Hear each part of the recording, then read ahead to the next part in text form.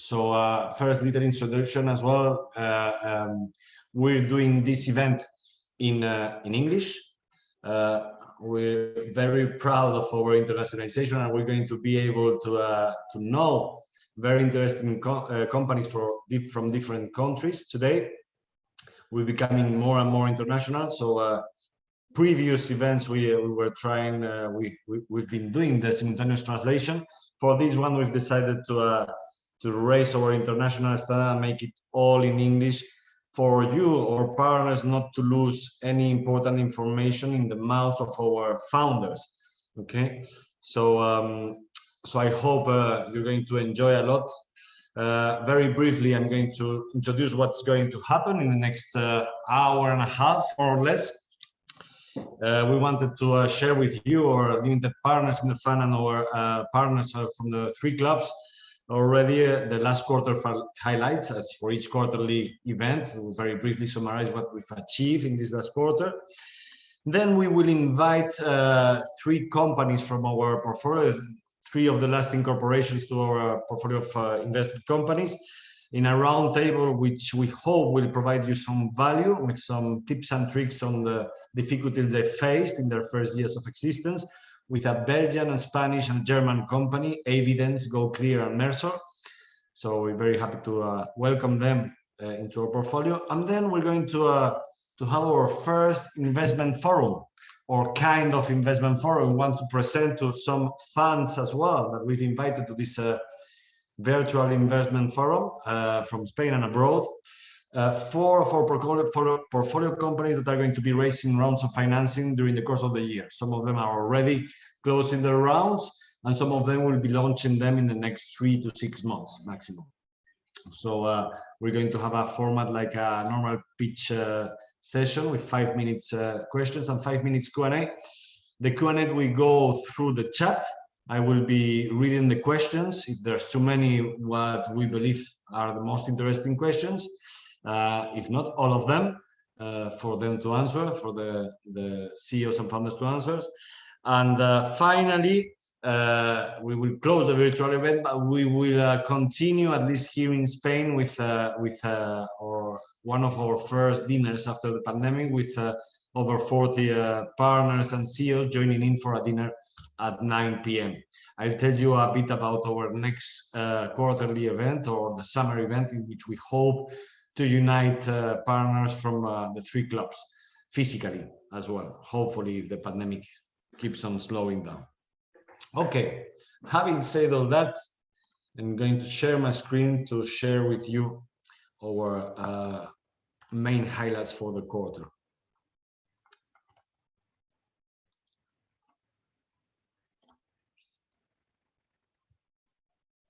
Okay. Does everyone see my screen? Could you, in the chat, maybe just say, yeah, I can see them okay? Perfect, thanks a lot. Okay, what happened this quarter? Well, for those that do not know us, because most of you are partners or LPs or founders, but there's also some people that are invited. What's our activity and focus? At Faraday, we are an investment, venture capital investment firm. We do not only have funds, that's quite recent actually. We were born as a club deal, or a private investors club, in which we try to replicate the pledge fund model, in which we provide very curated opportunities. We dedicate our time to search, analyze, and select what we believe are the best investment opportunities in the ecosystem where we are present, Spain, Germany, and Benelux. And then we structure the deals that we believe in for partners to be able to join through supervised vehicles. But then, as I always say, then our job starts when we join in the advisory boards or boards of directors of our companies, and we try to help them in very different ways through to the exit. What have we achieved up until now? We are 255 club partners and 82 limited partners in the fund. We've managed to provide 87 investment opportunities in these 10 years of existence in 48 different projects. investing 98 times in 40 different projects, around 16 million euros through the clubs. 4 projects currently being invested again. One new investment, which is our first French company, and 3 Spanish companies in which we are reinvesting, Singular, Bichester, and Sepiia. And we've managed to provide a strong, consistent internal rate of return, IRR of nearly 18% through 5 exits and some partial sales. We have some multiples there, and realizing capital gains of over 5.5 million. We have co-invested with most of the relevant venture capital funds in Spain, many business angels as well, and we are starting to co-invest with a Belgian and German co-investor, which we're nurturing for future soon deals. This is a view of our portfolio.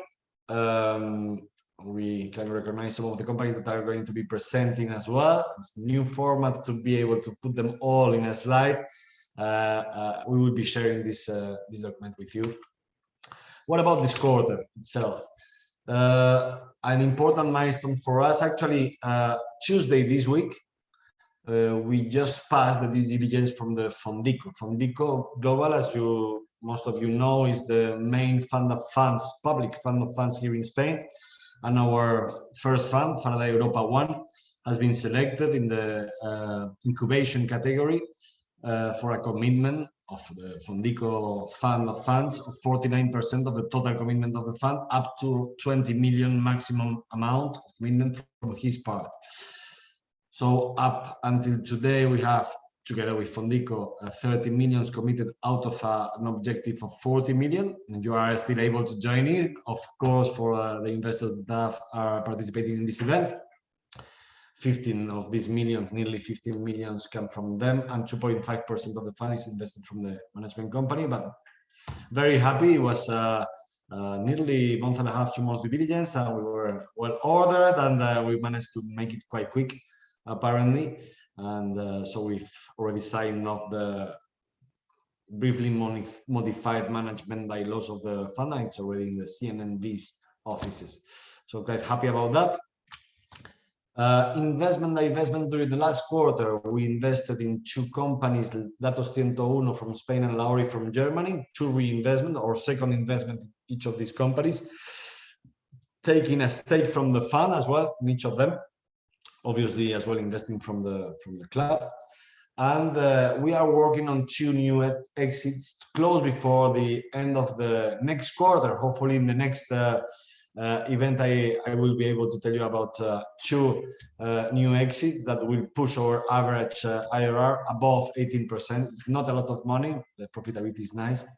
We've also disbursed a nice partial sale, not a lot of money, it's just under 100,000 of capital gains for our partners, but it's a multiple of 2.49 and 1.73, I believe, depending on when they enter, with an IRR well above 25 and 35% like before, the 2 tranches. So quite happy as well for the profit we've been able to provide to our partners. Very importantly, Luis has joined. He will be at the dinner as well, of course.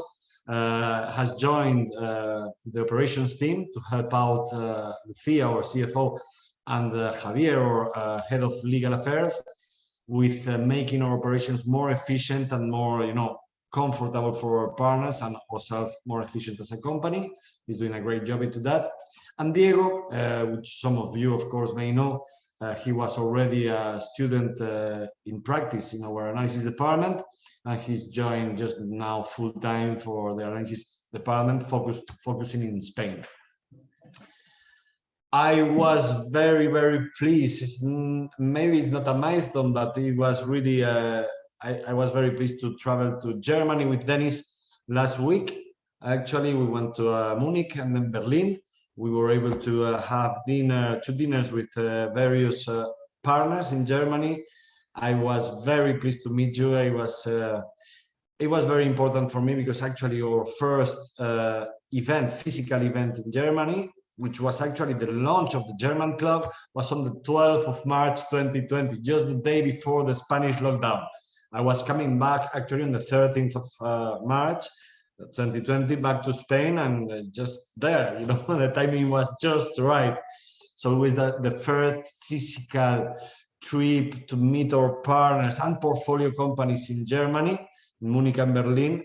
So I really, frankly, I was very, very happy to meet you all, our partners and three of our portfolio, for four portfolio companies in Germany, the three ones that were in Berlin, that are going to be today in our event, the three of them. So again, thanks a lot for that dinner. I had a great time, and it was great to meet you physically. Hopefully we can make much more of that physical events going forward. Very soon, by the end of April, I will be traveling to Belgium, to Brussels, Ghent, Antwerpen as well.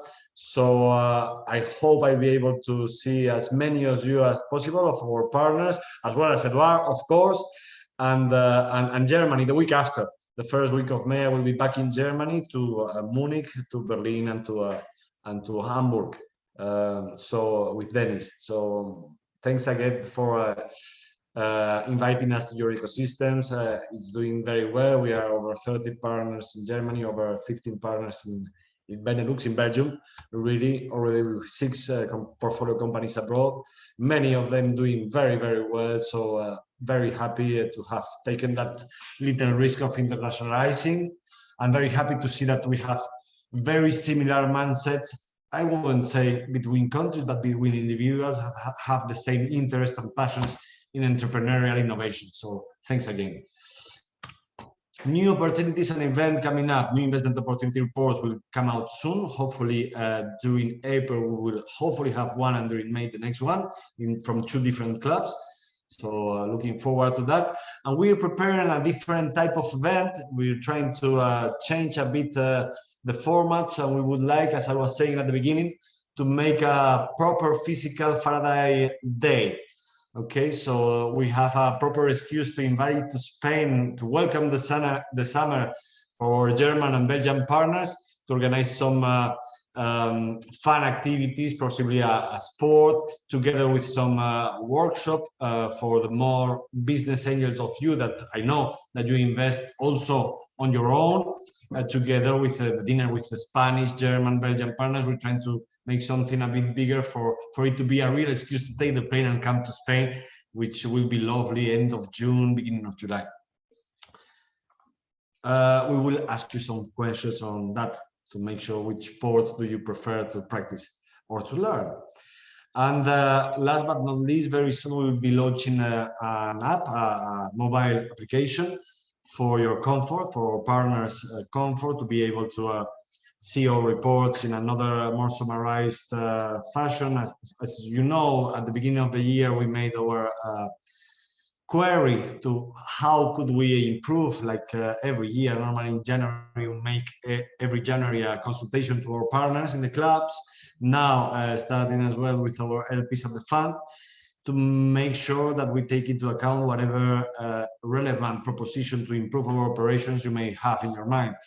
So we've already changed, as you may have seen in the last report from Sepiia, the information that we provide in the email where we launch the opportunity report, much more concise and much less text. And now we're going to launch, yesterday we were making the thing with the Apple department to approve the app and to pay the amount for it to be available as soon as possible, so that you will be able to see the reports and you will be able to book your amounts in a much easier fashion that we actually have. We're also contracting some professionals from IT to make huge improvements in our extra usability and include some new functionalities that you will probably by the end of the quarter or beginning of the next be seeing. So I hope that you would enjoy that. And that will be it. I don't want to take more time from our 11 minutes, perfect. So I didn't want to take much more than 10 minutes to tell you about our little advances and milestones in this last quarter. Okay. So now we're going to, I'm going to stop sharing my screen. There we go. And Nicole, who is running all the magic behind, is going to make our first 3 companies joining for a little round table with Edouard Beauvois from AiVidens. Antonio Morales, hope he was able to make it from Gocleer, and Stella Sorg from Mersor. So we already have Edouard. Thanks a lot, Stella. Online. You and Antonio, he's been able to make it. Thanks God for that. Thank you, Hi. Antonio. How is it? Everything? You. Okay, let me take out the questions we've prepared for you. So first of all, welcome and thank you for allowing us into your cap tables, into your adventures, into your companies. We obviously believe you are doing a great job, and our partners, our LPs as well. So thanks again for joining our family of portfolio companies. And I would say by order of appearance, I think Edouard was first, Stella second, and Antonio, I don't remember because I was fourth, I guess. But by order of appearance, we're going to first present the person a bit his background and why she decided to launch the company and what the company does. First introduction to what each of you are and do in your company. Please, Edouard. Yeah, all right. Many thanks, Gonzalo. And of course, I'm happy to have joined the Faraday portfolio. It's really a great adventure so far. Right, so my name is Edouard Beauvois. So I'm from Belgium, as you said, Gonzalo. And I'm one of the founders of the AiVidens and CEO. And actually, my background is fairly simple. I've got a bit more than 20 years of experience in the software industry, mainly dedicated to finance, actually. And I mean, in those 20 years, I worked for very large corporates like Sepiia, where I worked 11 years, and I had executive jobs back then. And a bit more than 3 years ago, with a couple of my former colleagues, so we have been working like 10 years together, we decided to create our own company, which is AiVidens. And I mean, the reason is simple. We had, I mean, for, like I said, 20 years, we worked for large corporates, big brands, big names. And we were willing to drive our own projects, and we were all of us passionate about artificial intelligence, and that's why we decided to create a company mixing all the competencies, all the skills that we had about AI, about management, about sales, about finance, to create AiVidens. And what AiVidens does, in a nutshell, we help we help companies improving their working capital and reducing the risk of late payments or even unpaid by predicting actually when customers will pay their invoices and by identifying early in advance potential issues that they may have and proposing relevant actions. When I say all that, it's all software based. So it's not a service company, it's 100% software company. We don't provide services at all, but it's all automated using the software. So in a nutshell, that's about me, why and what we do. It's a treasury management software for big corporations with complex operations. Yeah, that's correct. Very so interesting. We have to handle large volume of data. Yeah, that's correct. Yeah. Thanks a lot, Edouard. Welcome. And good afternoon, Stella. Welcome. Yeah. Hello. Thank you so much for inviting us here. Maybe I give a short introduction. So I'm the CEO and co-founder of Mersor, which is a marketplace for premium gifting. And we want to redefine the whole new gifting experience in the gifting market, just because we realized that what a customer currently has on the market when it comes to gifting, the results that they see when they Google it, for example, the results that they find when looking for a gift, and also to not have a first point of contact when it comes to gifting, is something that we want to change. And that's why my co-founder Lisa and I, we created the marketplace called Mersor, which not only is a marketplace which offers pre-created and stylish premium gifts, but also aims to manage all the whole gifting process from A to Z. So this is a really exciting new features that we launch soon on our website. So the current state that you see on our website, it is a marketplace. That's what we achieved so far. We have over 70 brands right now on the marketplace. And what we are planning to do is launch tons of new features for the website, gifting planner, reminder function, wish list community, and everything that basically makes gifting way more fun and then it should. Like currently, it's just not fun, it's overwhelming for the customer, and we want to change that. And that's why we created Mersor. And maybe to give you a bit of an overview of my personal career. So I've always worked in marketing for big retailer companies like Peek & Cloppenburg, which is a big retailer in Germany, the Iconic, the biggest fashion retailer in Australia and New Zealand. And I've also worked for Axel Springer here, the biggest media house in Germany. And I'm responsible at Mersor with my co-founder, of course, for the whole strategic development and the vision of Mersor. But since I'm very creative, I'm also responsible for all the creative parts, marketing, website, the products, the portfolio that we offer to our customers. And yeah, we are currently in a really exciting stage of our company since we launched the marketplace not too far ago. And every day is a new day, and it's happening so many new things in the marketplace. So we're really keen to share a bit more about our journey with you. Thank you. Yeah, we are actually amazed by the exquisite taste of the gifts, by the total focus on customer excellence. It's totally B2C company, and gifting, making people give to others. So you need to really have an experience, and by the amazing numbers, of course. No? Yeah. But amazing numbers normally come, in particular, with a company like this, with a lot of clients, with a lot of order and rigor in measuring the metrics for, and we were also amazed by that, your rigor. So let's keep it up and go to the next level. Thanks a lot, Stella. And thank you, Antonio, for joining in and for allowing us into your cap table and be part of your adventures. Good afternoon, Antonio.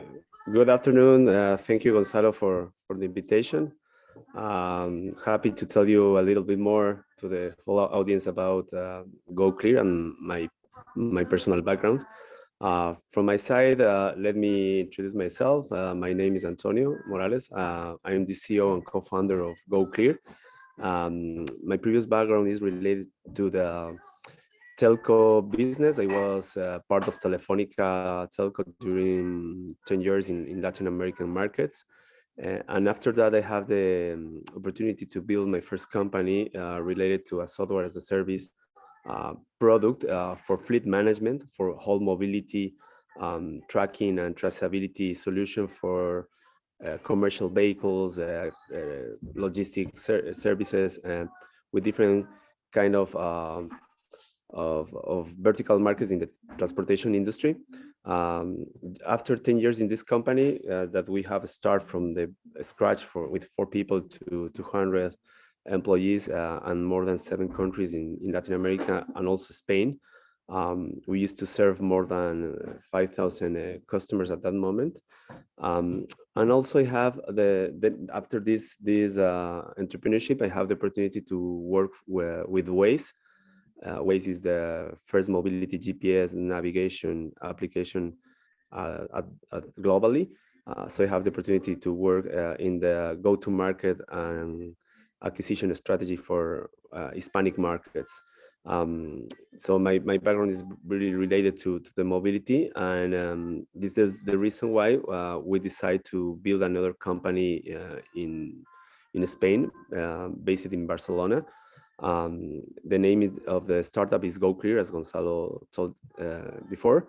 And Gocleer is pretty new and is playing in the insurtech space, evolving from today's vehicle-centered insurance by creating a new insurance category, the mobility insurance category. Basically, it's based on the green mobility revolution, the revolution that we have today with all the e-scooters, e-bikes, e-mopeds, and more change that we are seeing on the urban areas in most of European cities today. And actually 90% of the private micromobility trips are not covered on a daily basis due to the limitations and the fragmented and broken supply chain of the legacy insurance providers. This is the reason why today's insurance must adapt to this new mobility landscape. From the user perspective, it doesn't matter if you use a car, for example, on weekends, or you ride a bicycle or an electric moped to go to work, you always be covered. And you do not need to buy an insurance coverage for each type of vehicle with different providers. At the end of the day, you can use only one vehicle at a time. For this reason, we are building a people-centered and data-centric proposition, which allows any kind of urban citizen to get coverages for the whole mobility, for their car, for their e-bike, for their e-moped, with an instant insurance platform and with different channels, not only B2C channels, but also we embed the insurance experience in third-party channels, like, for example, retailer stores, e-commerce, vehicles, distributions, and everything related to the mobility operation space. So we are very happy because we are growing very fast during the past year. We have been growing from start operations in past June. Today we have a month-over-month rate about 30% of growing in terms of policies and subscribers. And we expect to close more and more deals, not only for the distribution, but also for the insurance partnerships to create our proprietary products with a specific risk management capabilities and risk selection capabilities to make a profitable portfolio of customers and start growing not only in Spain, but also start selling our program or the technological stack to third-party partners outside Spain. Thank you very much, Antonio. Actually, you know, like a bit like for Edouard, you know, for us, it was the adequacy. One of the points, obviously, there's many points to join into a company for at least 4 or 7 years. We never know. We know when we join, we never know when we part. But the adequacy of your value proposition to the actual landscape of mobility and the innovation in the product and the adequacy of the product to the real needs of the citizen in urban centers, it was very convincing, as well as just numbers, of course. Edouard was a bit the same, you know, the adequacy of the solution, the innovation of the solution, and the big pain that could be solved, you know, for the big customers. So that was very interesting for us, and we hope to be able to help the three of you going forward. Let's change a bit the orders now. It's a bit round table, you all know now.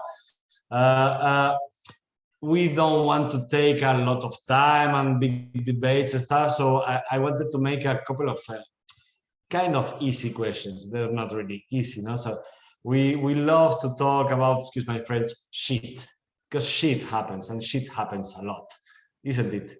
You know, there's the employee that turns that is not that good. There's the investors that turn down at the last moment. There's, you know, the market that goes the other way around where you believe it was going to go. And in particular, when it happens in the first 2-3 years of existence, it can be a hell in your mind and emotionally and for the business. So many of our partners, unlimited partners, are also business people. There's also many CEOs and other founders from the companies and the portfolio companies here.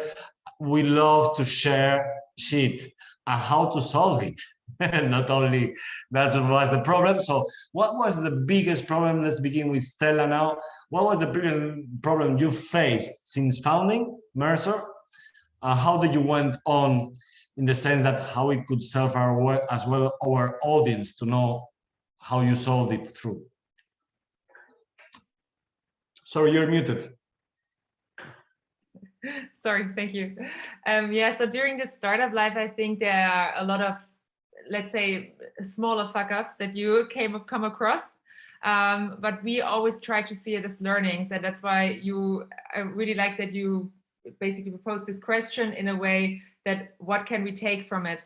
And one mistake that was quite a good learning for us was the whole thing with shipping in our business is very important as an e-commerce business. However, with our gifting focus, the whole fast shipping is even more important than it probably is for other companies. And when we onboarded new brands, when we launched the marketplace, we've also worked with brands together that maybe do not have the same approach and maybe take a few days or maybe even weeks. And we had one partner in particular, she had beautiful jewelry, which was personalized, and it was one of the best sellers within days, actually. It went on crazy. However, her shipping rates were really long and a lot of customers were frustrated. And for us, this was a huge learning that the whole part of the fast deliveries within our field of business, the gifting, is very important. And then we actually partnered with certain brands, for example, in Berlin, Volt, or in other different bigger cities in Germany, that actually offer same-day delivery, which is a huge success for us, not only from the marketing perspective, because of course last-minute gifts is always good to promote, but also business-wise. And it's a good learning for us to maybe challenge the market and not take it for granted that maybe it works for other businesses, but for ours is a particular problem that we faced, and now see it as an asset and advertise with it, because our whole infrastructure is built on last-minute gifts and fast delivery. Like taking really care when selecting your early stage collaborators or providers that could be really relevant, not signing stuff that could block you, and working only with, if you had done that, it could be really a problem. So if you have that requisite, it's not just about the product, but also about the service, and you need to give the gift on the birthday day and not 3 days afterwards. Of course, make sure that you don't get providers that could hinder your real value proposition, because theirs is not that important for them. Interesting. Antonio, what would be your big one? I think I kind of know, but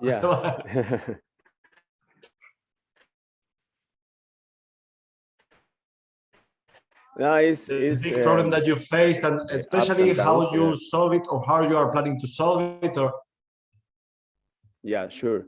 In our case, because we operate in a pretty regulated industry, that is the insurance industry, maybe the greatest difficulty, we focus in two things. The first one is, from one side, the protectionist barriers that we find in the sector that do not facilitate the entry of new players, typical of the very large, powerful sectors that you want to disrupt.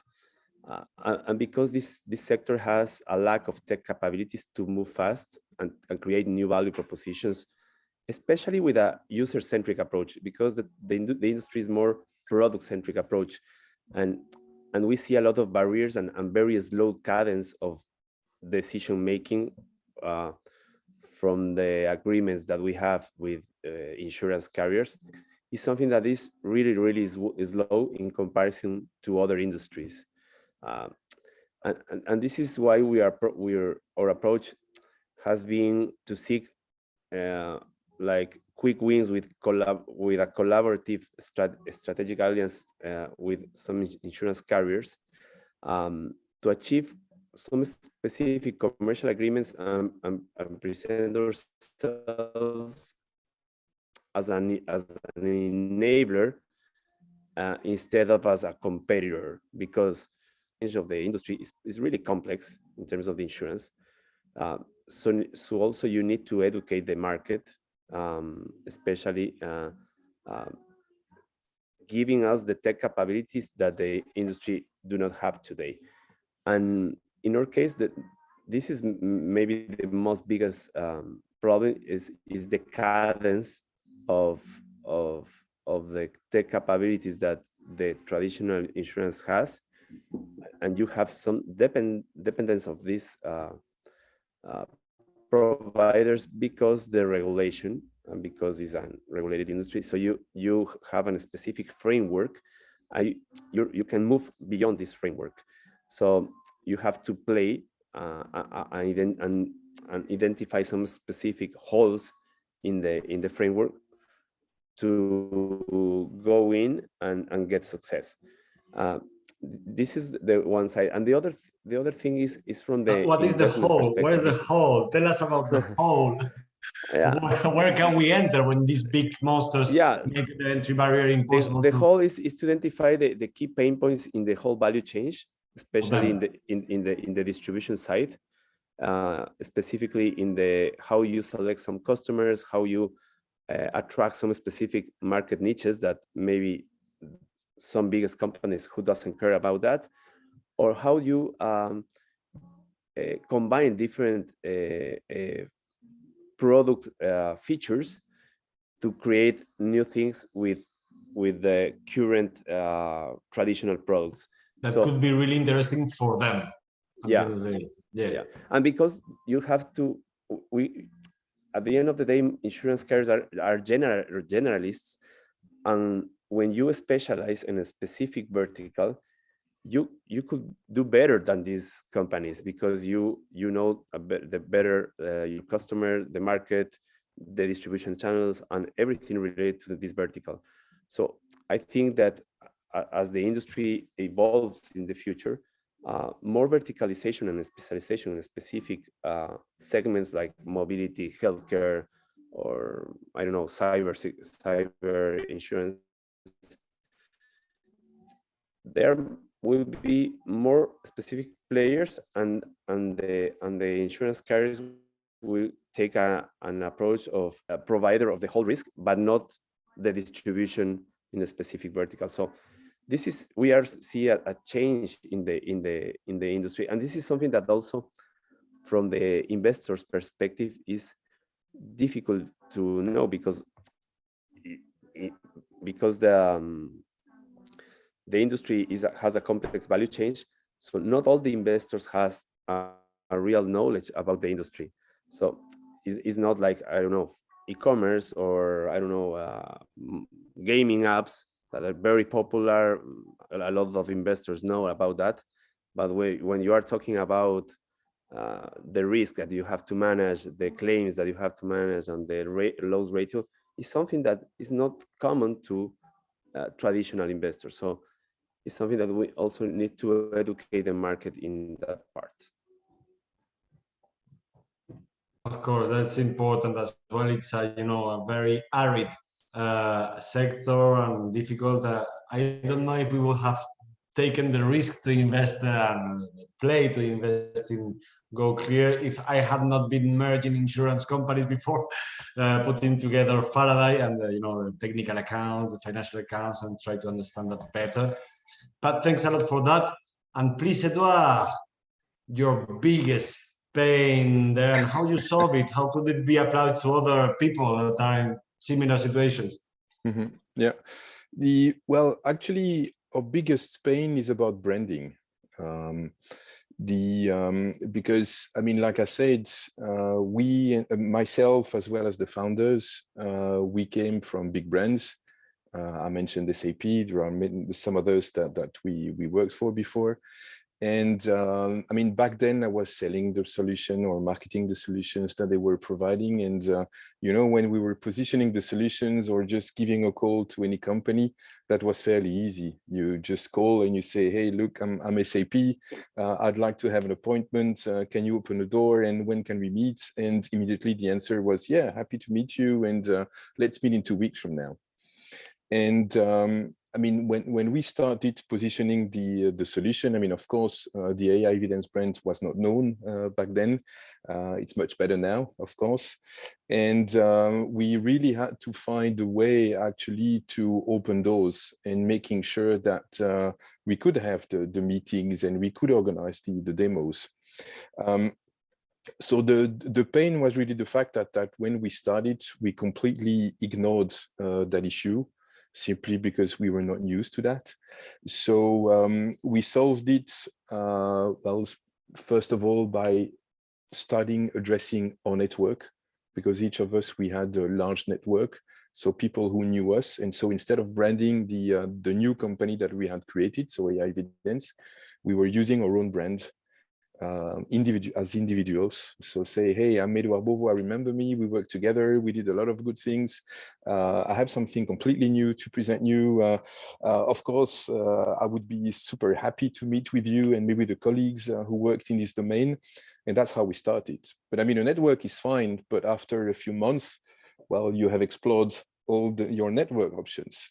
So we were back to the root, to the issue. So what we did, and actually, to be honest, we started a bit earlier. It was not consequent that we did so, but we thought about aligning our brand to other brands. And that's why today we have this global partnership with SAP. The fact that I worked with SAP helped, of course, but we had to win some contest.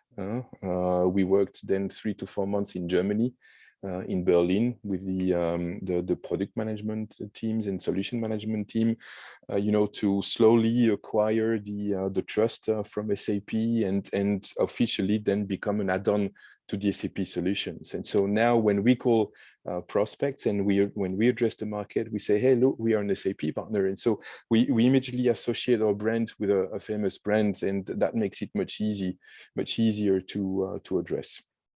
That's one thing, but I would like to complete because, again, when you are a big brand, right, and when you deal with data, sensitive data, as we deal with, because to do the analysis that we do and to be capable of predicting when customers will pay and identifying payment issues and all those stuff before they occur, you need a lot of data.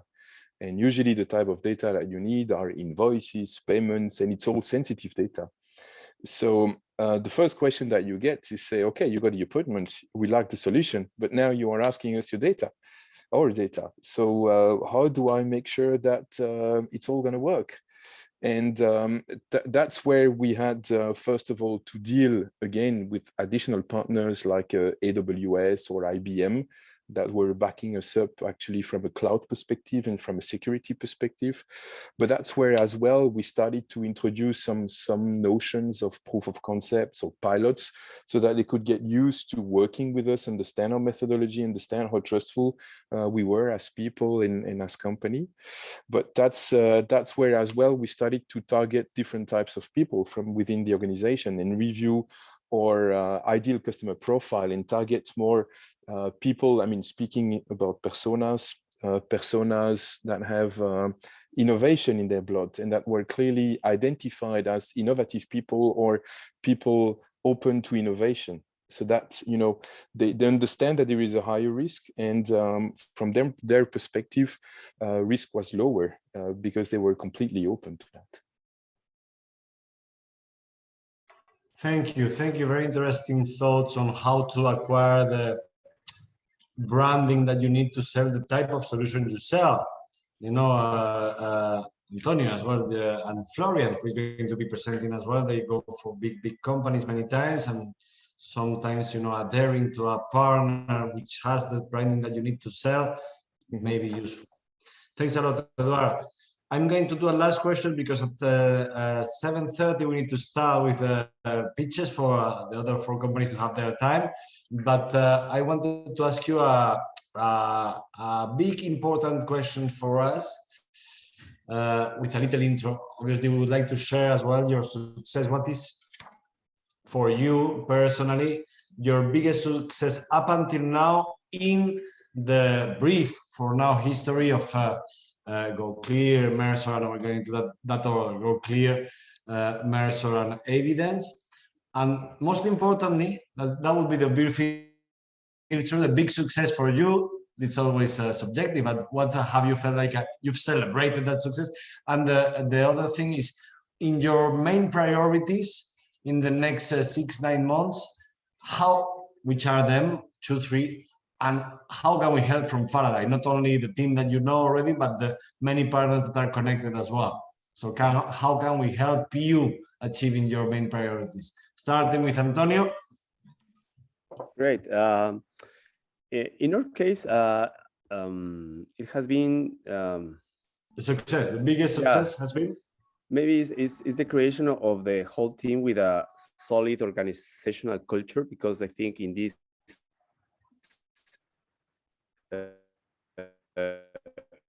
early stage. You have some problems with the connection, Antonio. Do you hear him, Stella, or not?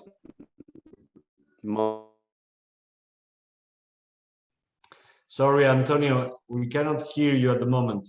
We're gonna start.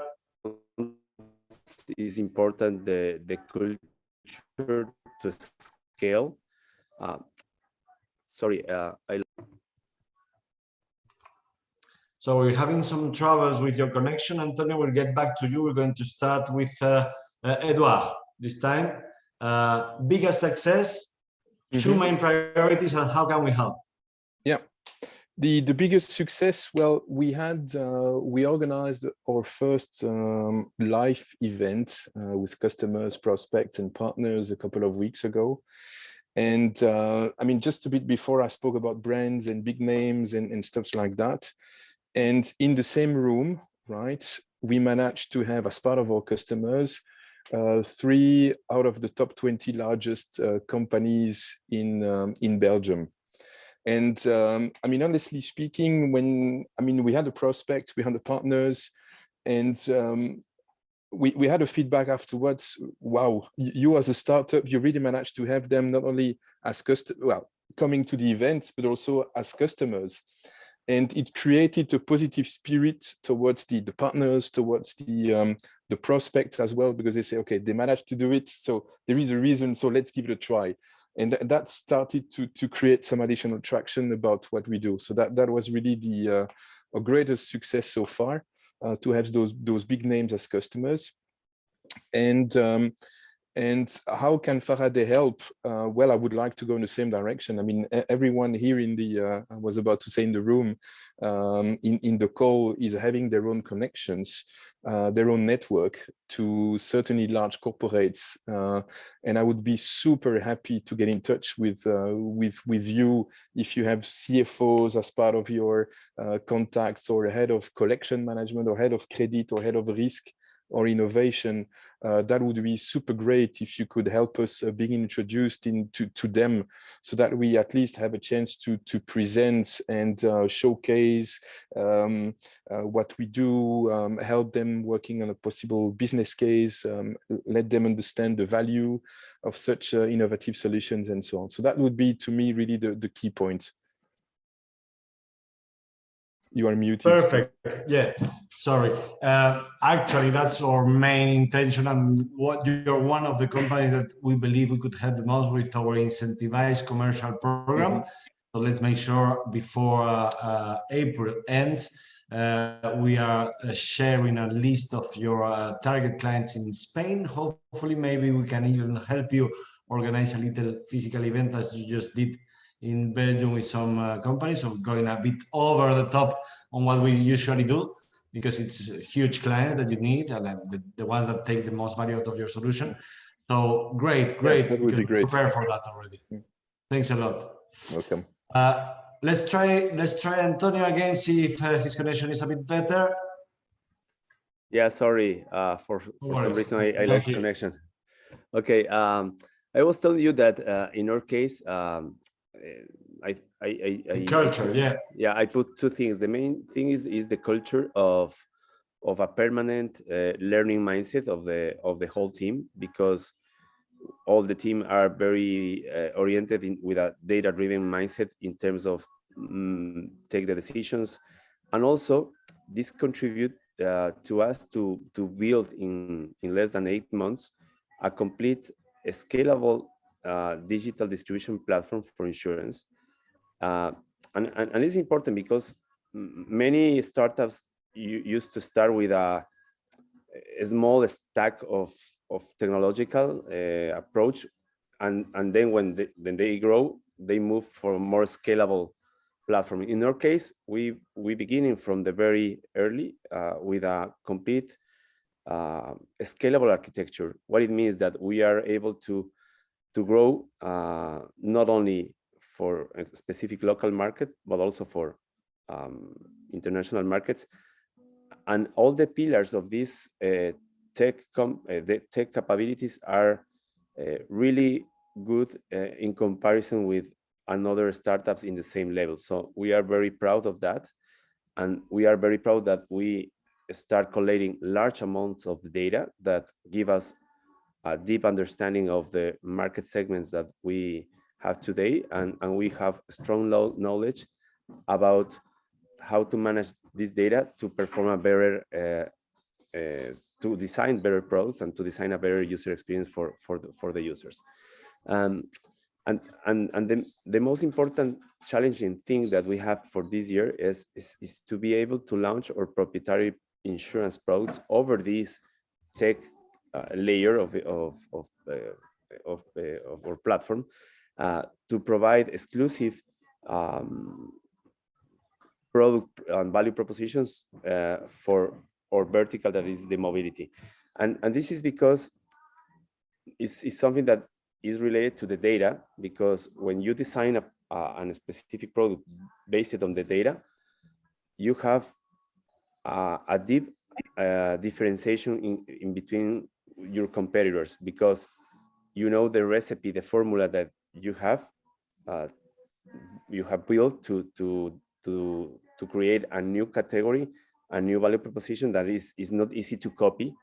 And this situation generates an unfair advantage for this case. So this is what is the relationship of how to build a data stack, a data product, and how the challenge that we have to grow with this data in the next months. Okay, thanks a lot, Antonio. Thanks a lot. And Stella, the big success you felt up until now, and how can we help you with any of your biggest priorities coming forward?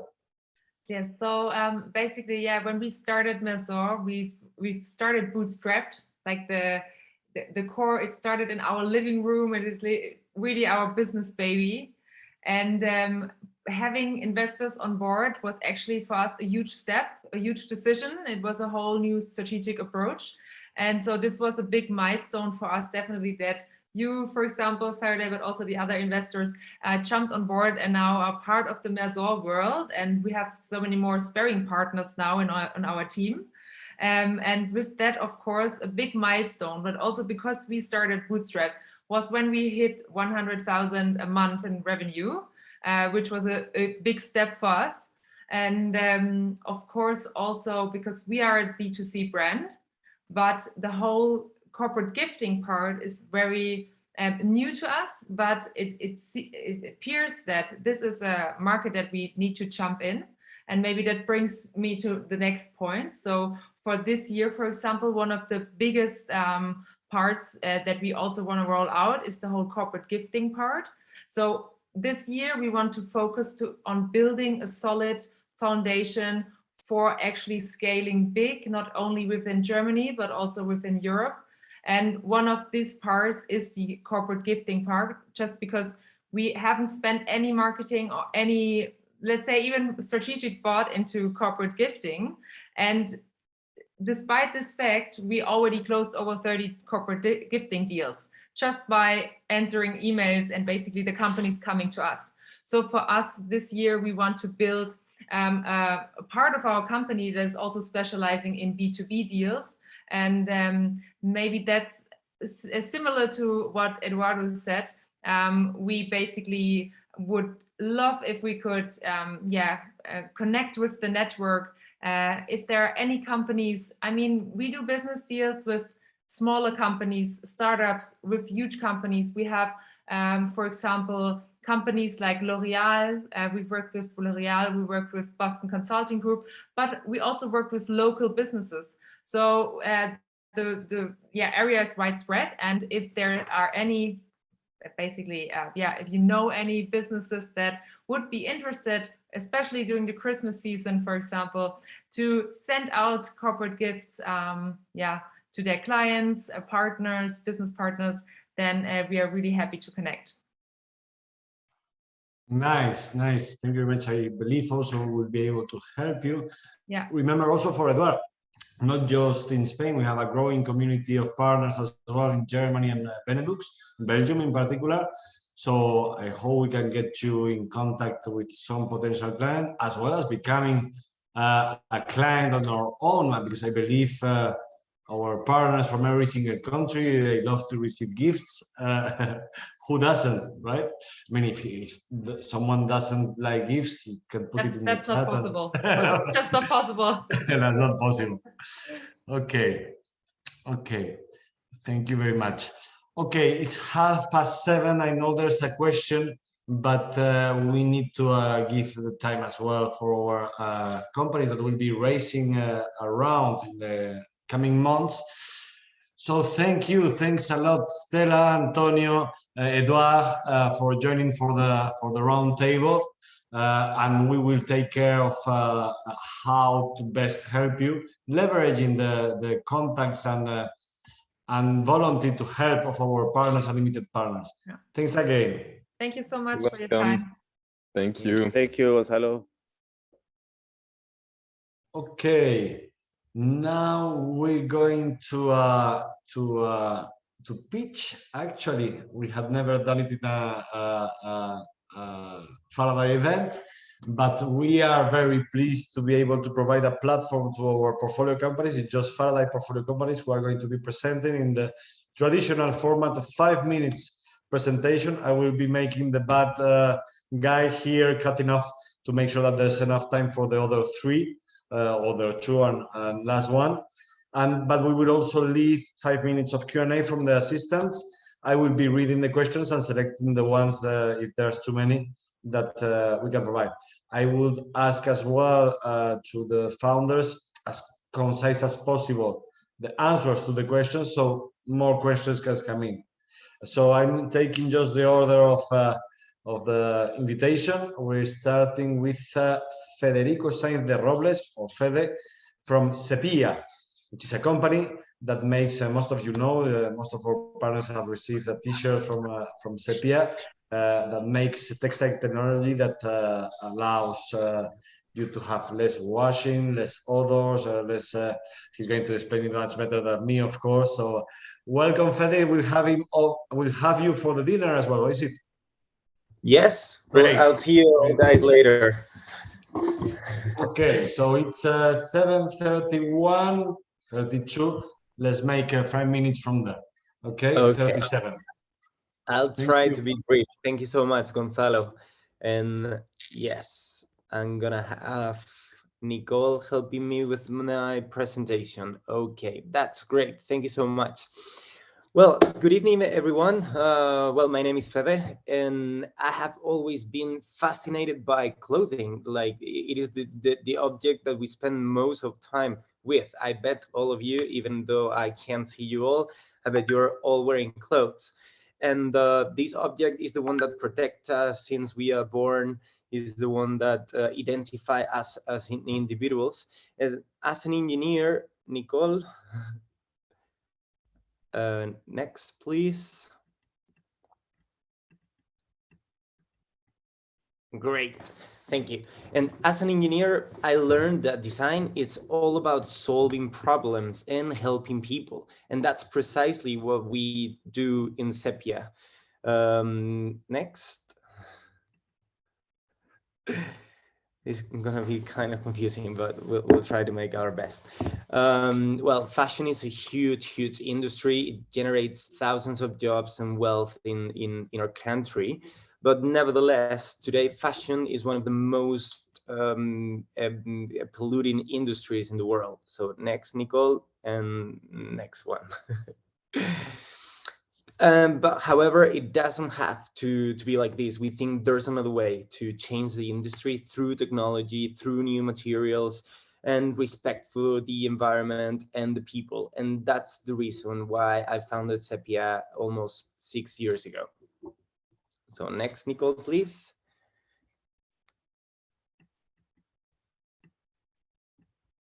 And next one. Okay, thank you. Okay. So our garments combine engineering and fashion design in order to adapt to the needs to the user at all times, introducing properties in the clothes like antibacteria, wrinkle-free, or stain repellents in daily clothes. Also reducing the need of the garment care, such as washing, the iron, and if you go next, Nicole, please. What makes us really unique is that we develop everything from the raw material that we use to make the yarns, that we use to make the final fabrics, and all over the process, we can introduce all that technology inside the garments to get these properties that we're looking for. So if you go next, and yeah, okay. And since we started, we knew that we had to do everything being very functional, but at the same time very sustainable. So if you go next. Great.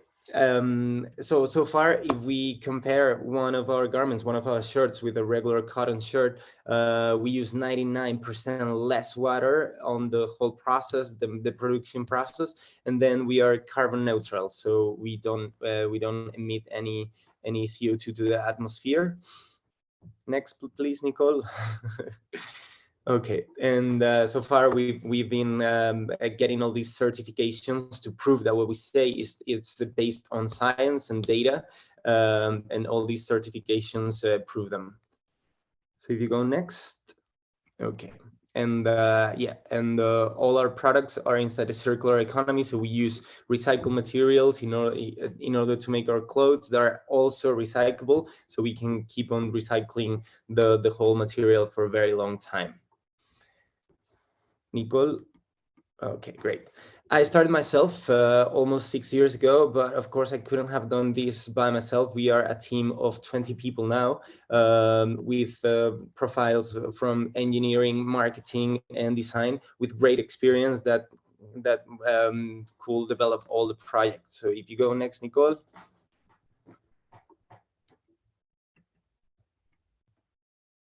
Okay, here we are. So since we started, we've been doubling numbers every year. We have a very nice average ticket that allows us to keep on growing. And this year we know that it's going to be a very good year to grow in different channels, with the B2B, with the B2C line, and with the new sales channels that we're opening, such as the marketplaces and the physical retail. If you go next. But what makes us happier is that our customers love our clothes, and they prove it all the time with their emails and their recommendations and reviews, and that's what power us to keep on going. So if you go next, we're almost finishing. Sorry for this. And we want to keep on growing, to keep on developing clothes that could help the people and help the planet. And that's why we are launching this new round. So that if you go next, Nicole, okay, that is going to be around 2 million euros. We already have compromised 800,000 from the actual investors, Faraday and Bolsa Social. And we want to invest on marketing and product and retail and team to keep on growing and keep opening new channels to sell, new channels to get new customers, and developing more products with more technology in order to get to more and more customers. So this is it. I'm so sorry this has been so weird with Nicole. Nicole, you did a great job. Thank you so much for this. And I'm all yours for answering all the questions that you could have. Thanks a lot, Fede. It was amazing. You managed to do it in 5 minutes. Actually, thanks a lot, Nicole. It was all thanks to Nicole. We had some trouble with the presentation, but it was a very nice presentation as well. So thanks a lot for that. Please, your questions through the chat to Sepiia here from Kurt Beer. What material are the products produced of? If there are many different, which is the main one? And also, are you shipping all the signs in all sizes? Oh, okay. So our products have different materials. Of course, the shirt material is not the same as the pants material or the jacket. we always use technical fibers. In this case, for those shirts, we use a very specific type of antibacterial polyester, which is very breathable. It doesn't smell. It's really great material. There's a lot of types of polyester, and the one that we use is really advanced, and it comes from wastages. So it comes from recycled materials that we also can recycle it again. For the pants, we use another technical fiber. For the swimming wear, we use different processes, but our goal is the same in all of the products, to give the user the most comfortable possible, to make the garment to need the less care possible, so less washing, no ironing, and to be as much as sustainable as possible. So these are the three areas that we work on the product. And when it comes to the sizes, we for men's collection, we have from S size to, I think we have some garments at the 5XL. So we try to cover all the needs of our customers, and we also have a customizer on the website. So if the customer has longer arms or whatever, they can personalize their own shirt. We try to cover as much as possible. Of course, we can't have all the sizes in all the garments because that would be crazy. But we try to cover most of the different sizes, different body types. And when we design the garment, we try to focus on how this shirt can be used for different body types and different people. You also ship to Germany and to Belgium, right? Yes, we ship everywhere in Europe. Okay. We are selling through our e-commerce and through Zalando and Amazon. Great. I actually, in my last trip to Germany, got one of your t-shirts from Sepiia. I used your t-shirt, you know, a couple of years ago, was it 3 years ago, we always make a little Christmas gift to our partners from all the clubs and our limited partners that were from the fund. And we provided this with our logo, but with the technology of Sepiia. We received a lot of photos from people at the gym or with their friends or something on the golf as well, with their Sepiia t-shirts. But now they have a huge amount of product portfolio, and I recommend it. I use it quite a lot, and it's great, in particular for traveling, because at the end of the day, you don't, even if you have an accident, you still have your shirt. You know, or the t-shirt for going to the gym a bit in the morning or something. But thanks a lot, Federico, and we are very proud to participate in your current round of financing together with Sponsor Social, both from the fund and the clubs. Thank you. I have another question. I don't know if we get the time. I'm gonna be at the dinner, so any questions you have, we can discuss them later. But our partner, this German partner, cannot be there. Very quickly, when you say they're recyclable, how does it work? Can the client recycle it themselves, or do they need to return it to you for it to come back into the cycle? Yeah, no, they can't recycle them at home. It's a very complicated process. What we do is, when the lifetime of the garment is over, the customer can send us back the garment. We will give them a discount code to compensate that. And what we do is we get all these garments and we send them to the factory that makes our yarn. That is also a recycling factory. So with the wastages or the old shirts, we can make the new ones. But we are the ones who deal with all the process. It would be great if someone could do it at home, but the process is very complicated right now. Thanks a lot, Fede. Thanks a lot for your innovation into the market. I think it's very useful, and I think it drives us all in the right direction of trying to, you know, recycle more, pollute less, etc. Thank you. Thank you very much.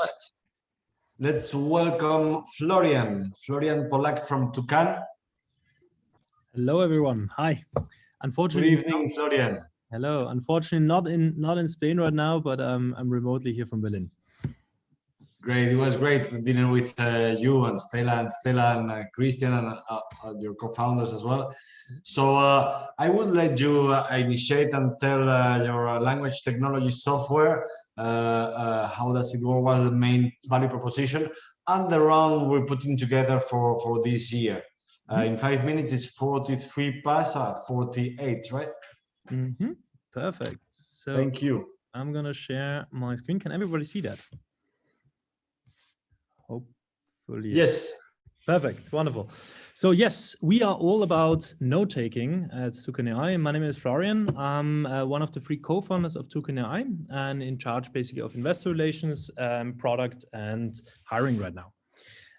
So our main purpose here is that there are quite a lot of areas with a mandatory, where note-taking is mandatory by law, or in short, to avoid a legal risk, mainly to being sued. Main areas that we focused is basically in the research area, in law, and in customer service and sales.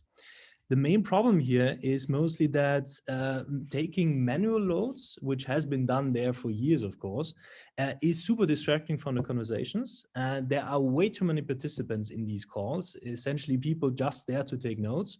And the biggest issue is actually that it's quite error prone. So there is a liability risk if you don't take your notes perfectly, and you can guarantee that there can be a risk of something going wrong.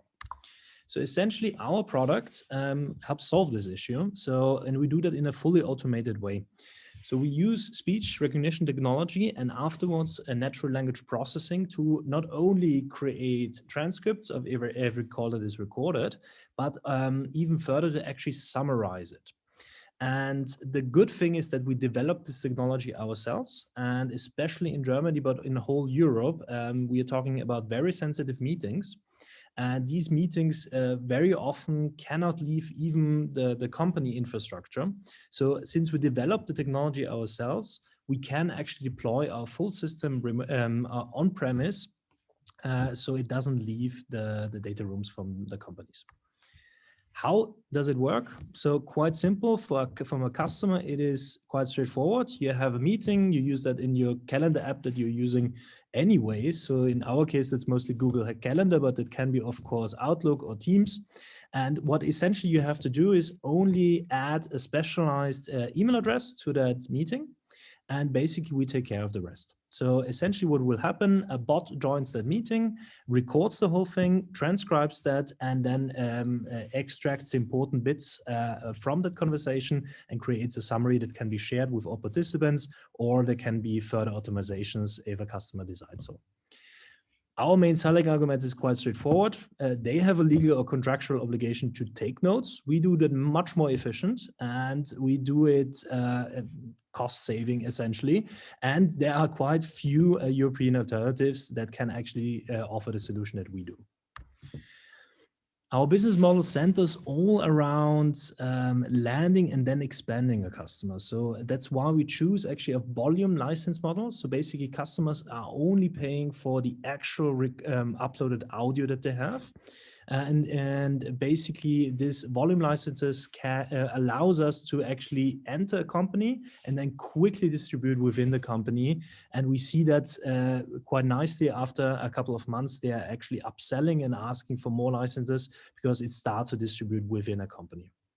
Of course, we charge extra for extra configuration, which happens in usually bigger deals, enterprise deals, and of course the on-premise if a customers actually use that. There are a couple of competitors out there.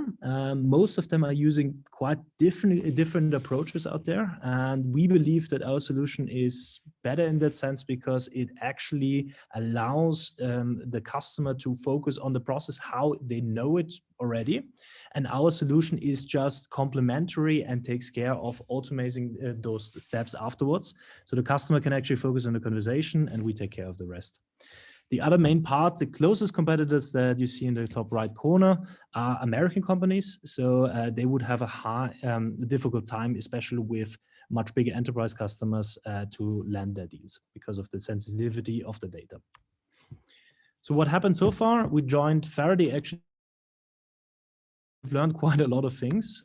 So essentially we built up a quite nice self-serving funnel for smaller enterprise customers with quite high conversion rates. And we actually managed to close 33 customers only last month in that self-serving tier. Of course, these are smaller customers. But the important part here is that they are refinancing most of our marketing efforts already, which means this is highly scalable. And through that funnel, we actually managed to land now 5 active enterprise deals, 1 more pilot with a quite big client in Austria, and 4 more which are about to close in various stages, and we are currently in project specification. We started to scale very recently, so we're super early stage still. We started to scale actually only in February, and it bears the first fruit, which is quite nice because, as I said before, 33 customers last month, and we believe that there is a lot of room for potential here. And what is also quite nice since we have now customers with us for quite a long time already, we see that they currently upsell after 6.3 months by as much as 83%, which is quite promising. And we estimate that we can actually turbocharge that in the future. For the enterprise deals, and this is one of the main focuses of us, we have quite big pilots currently and quite big companies already in there. There's such as Axel Springer, which is one of the biggest media companies here in Germany. But of course, with Austria, we are doing an active pilot with the Austrian Justice Department, which by its own would be a huge deal. And currently, as of lately, we actually are very much up to our necks with product right now. We are dealing with the German army, which we have the last product specifications and estimate to have actually the first pilot as of this month. We have a bank, Credit Plus, and of course, Telefonica, as you probably all know. We are closely working together with them. And yeah, so basically one of things is with every customer that comes in, improves actually our algorithm. So essentially what happened in the last couple of months was that a lot of audio was uploaded to our platform, and every single one of those audio data can be used to actually improve the algorithms that work in the back. And so essentially we have paying customers that improve our technology, which is super nice. And the result was that it takes a user now 47% less time than it used to take them to actually get to the key meeting insights as before. So that is a huge improvement already. Yes, we are. Sorry, Florian, I may have to not cut you, but ask you to do it in a minute, ideally, for not taking too much time from. Yes, of course. So essentially, we're a small team, 18 people from various backgrounds, and we are quite happy about that. And we are raising a 2.6 million seed round in the next couple of months. That's basically it. And thank you very much. Okay, sorry for that. I knew it was okay, but yeah, very interesting company, very interesting technology. We were amazed by the accuracy percentages that you already have. We were thrilled by hoping that you would launch the Spanish language soon for us to be able to profit from that. But your priorities must remain yours, okay? And we'll try to help you reaching those priorities. Even in Germany, we are less partners for the moment, but please ask us for help because that's what we like to do for our portfolio companies, indeed. Let's jump into questions for Florian. Please send them through the chat. Okay. I wait for some question in the chat. Another question I had. So for the next couple of months, you intend to work on that round of financing. What would be the time frame and what would be the use of the funds? For the use of funds, essentially, mostly, so we've been getting quite a few enterprise deals now in. Challenge here for us is we don't accept every kind of deal here, but we want to actually create our solution in such a way that it can be deployed, even on an on-premise solution, much easier in the future, so we can actually scale that much easier. So that is one of the biggest technical challenges that we have here, and that will further set us apart from our competitors because that allows us to do that at scale. We already know how to do it. It's just a matter of actually building it, and therefore we would need to expand our team a bit. And of course, last but not least, we plan to grow, and quite significantly at that, because now was a phase of building up the whole processes in the background, and now it's actually time to expand on that. What about? Sorry, no. I was expecting that next question, which is for when the Spanish language? So actually, Spanish language is a very good point, especially because also Telefónica is also one of our co-investors. And of course, we have you guys. So one of the next languages that we actually plan is Spanish, along with French. We changed quite a lot in how we actually train those algorithms, which now goes much, much faster. So the idea would be as basically we have establishing a full world first, but the next languages that we plan to train would be Spanish. I'm sorry, you're muted, Gonzalo. Yeah, so do you think 2023, 2024 with the so the plan actually I mean, it takes a bit of time to build it up, but the plan is actually to start the training by the end of the year, and then in the next year to have Spanish as a language. Great, that'll be great. That'll be great. I won't be joining meetings anymore. Hopefully you will. But great, thanks a lot for that, Florian. And shame we cannot see you this time. Hopefully we can make a big excuse for you to take the plane next quarter for the summer event. Yes. Thank you. Let's welcome Stella as well in Berlin, which we also met at that very nice dinner from Laøri, which most of the partners just received a gin without alcohol from Laøri this winter. So let me check. She's there. Hi, Stella. Very Hi, hello, everybody. Hi, Gonzalo. I let you explain, you know, the new innovations is also, I've tasted, you know, with her in Berlin, the rum with ginger beer. It was very nice. Rum without alcohol, gin without alcohol, and maybe some other drink without alcohol very soon. I'll allow her to explain. It's 55 parts. Let's try to get at around 8. Okay? Yeah, I will be fast. I won't have a presentation. You have to enjoy to just watch me, listen to me. So I'm dealing with the question, what to drink after sunset when you don't drink alcohol. So a lot of people practice a healthy lifestyle, try to eat healthier, work out more, and moderate their drinking or stop drinking at all. But when you don't drink, there's no variety in what to drink. The options you have are either too sweet, normal, or boring, and overall there's zero entertainment or indulgence involved when it comes to not drinking. That's why we created Laøri. With Laøri, we create non-alcoholic alternatives to known spirits that are made with natural ingredients and are so good you choose them over alcohol. So our product range consists of an alcohol-free alternative to gin and to rum, and we'll be launching an alcohol-free aperitivo similar to Aperol next month, perfect for summer.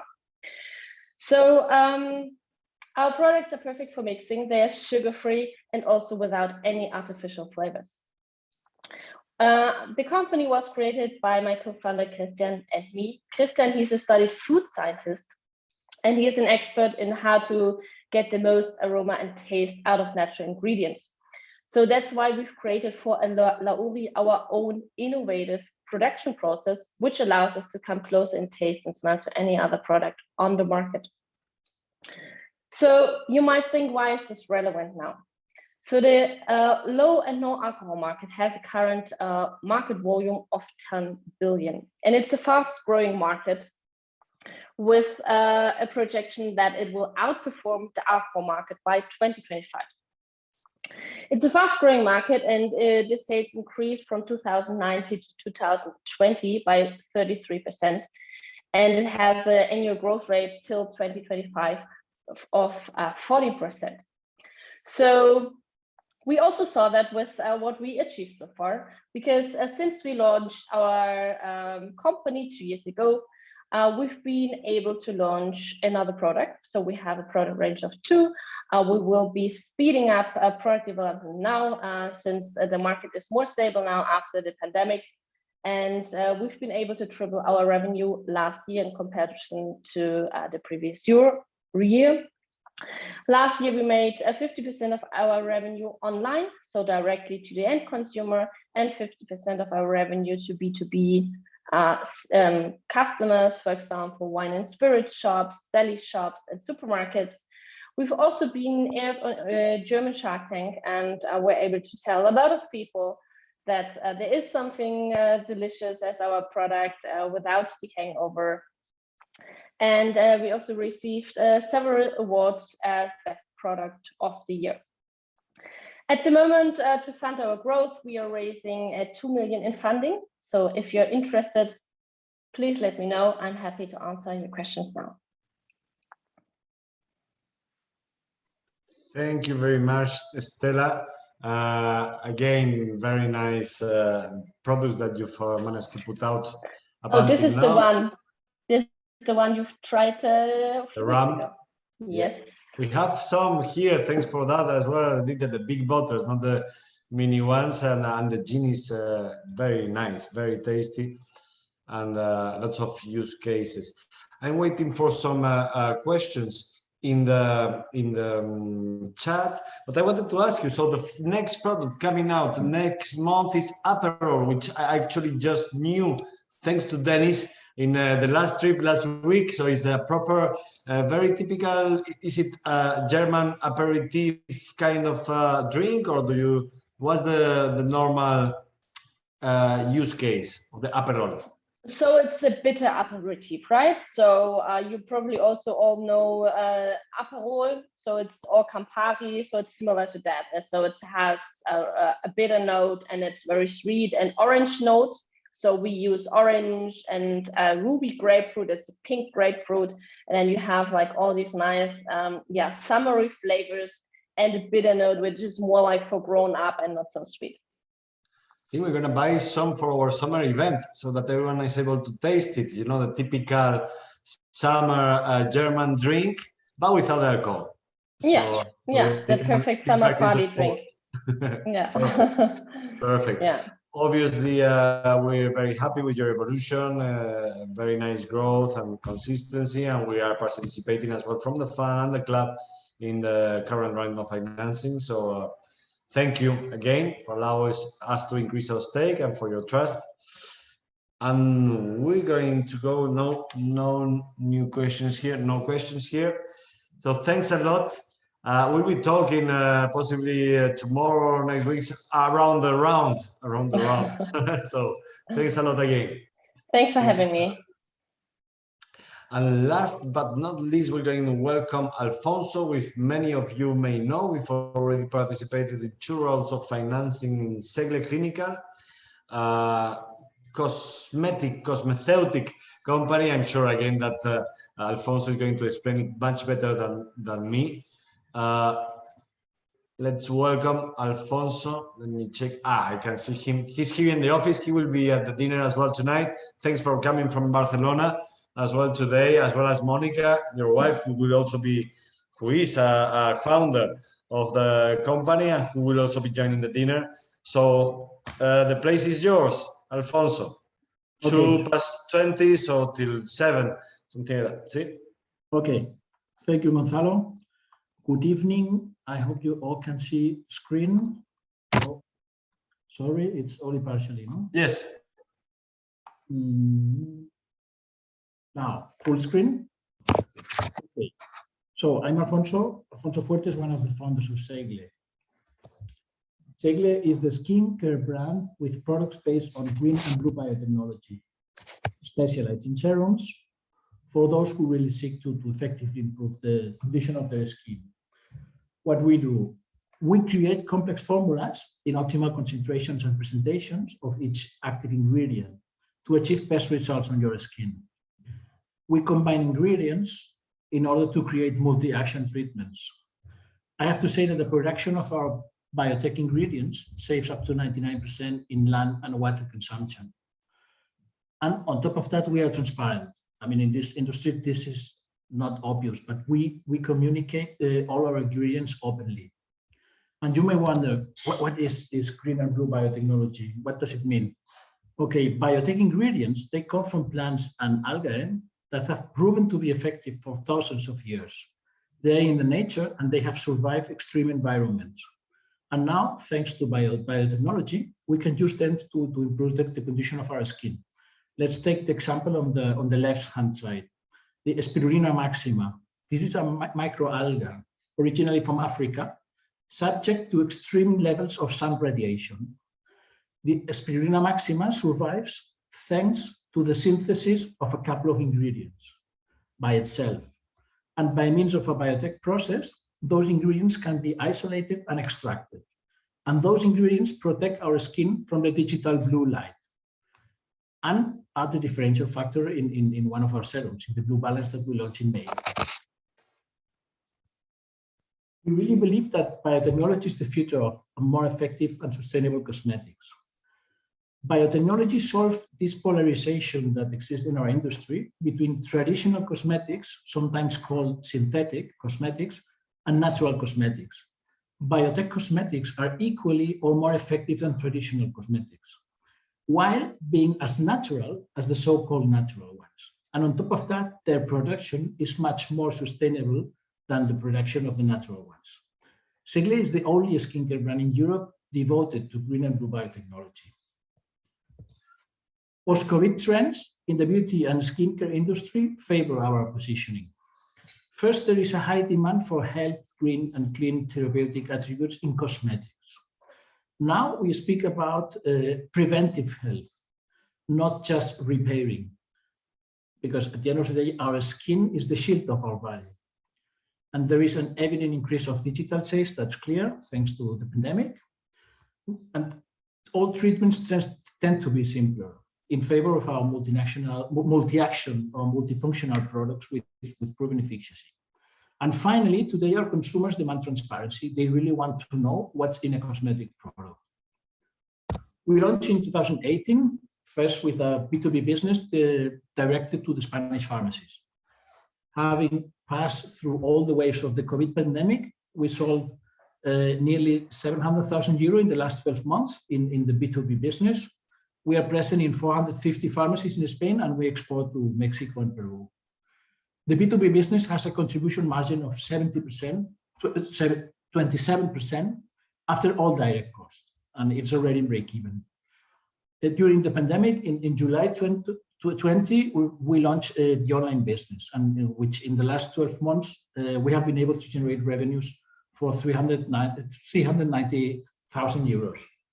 It's a business with a very high gross margin that makes that we generate profit on each acquired customer almost in the first order. We are now working to build the reference bank for biotech skincare in all cosmetic verticals. So today we have a portfolio of 22 products and 15 routines for facial skincare. And in the next 6 months, we will be launching products in the verticals of skincare for men, sun protection, and hair care. And next year, our intention is to complete it with the body skincare and nutri-cosmetics. And additionally to the enlargement of the product portfolio, the other growth dimension is the international expansion. In this sense, we have already launched direct online sales in Italy, France, and Portugal in the last 4 weeks, and Germany will be ready before summer. We are also present in Amazon Europe and plan to expand to Amazon America and Mercado Libre before year end. And we are also launching in summer an Amazon native brand of biotech skincare, just to position this in a step below our Segle Clinic brand and to test it in the Amazon platform. And we are looking, of course, for international B2B distributors in preferred markets, including China. Well, we are two founders. Monica is the pharmacist and she creates the products. She has been in the pharma industry, basically, and pharma and cosmetics all her professional life. And if you are in Madrid in the dinner, you will meet her tonight. And myself, Alfonso, I'm more responsible for moving all the internal machine and could continuously look for growth alternatives. And obviously, we have few investors, and Faraday is one of them. In order to support the growth of the business, we are looking for €500,000 to invest basically in new talents and marketing.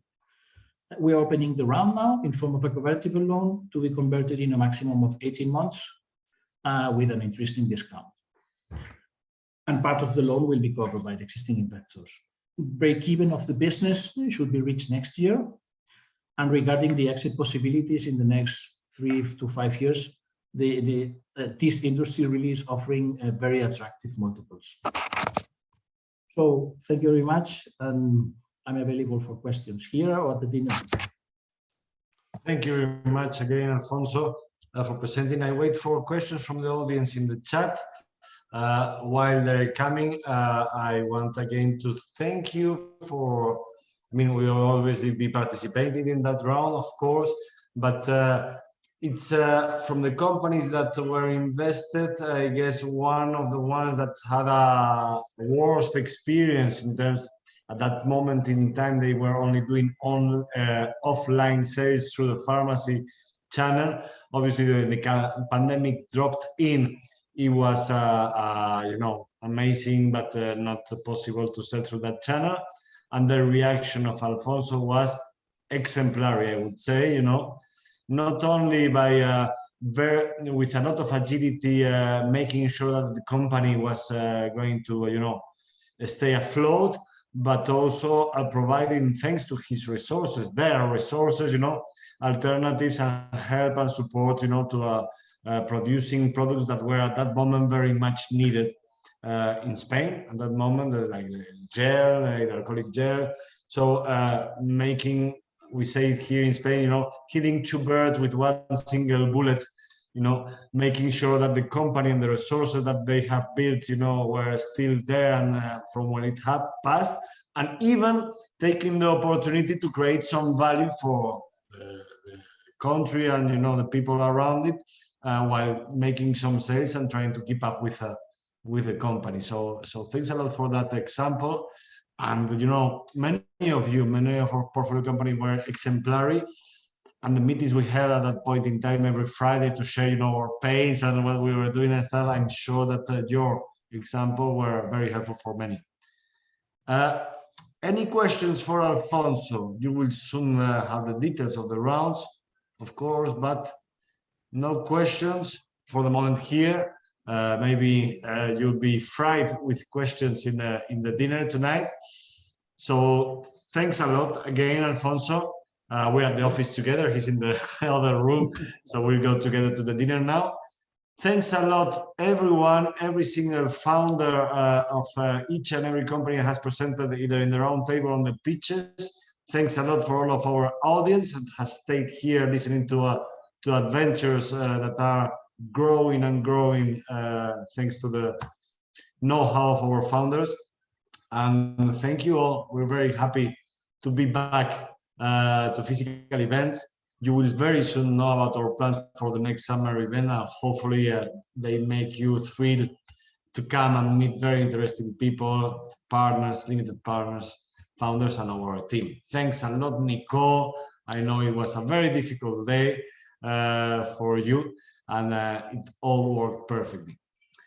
Thank you all. Have a great evening and a better night. Bye.